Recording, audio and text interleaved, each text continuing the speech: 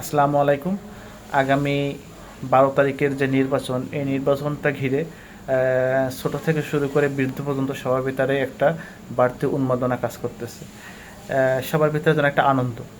এটা বলার কারণ হচ্ছে কি, আমি বাসায় বসে আছি। তো বাসার সামনে থেকে একবার ছোট ছোট যারা একটা দল কি বোঝে না বা দলের প্রতীক কি বোঝে না, এদেরকে বলা হয়েছে এরা মনে করেন নির্বাচনকে মিছিল বের করছে। একটা আনন্দ বিষয়।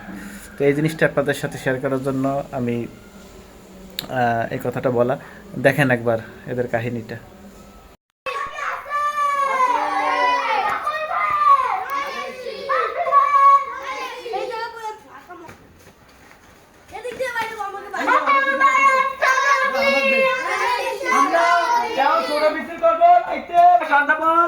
মোড়ে নাইলে আসিনের বাড়ি নাহলে আমার বাড়ি, যে কোনো বাড়ির সামনে সবাই থাকবে।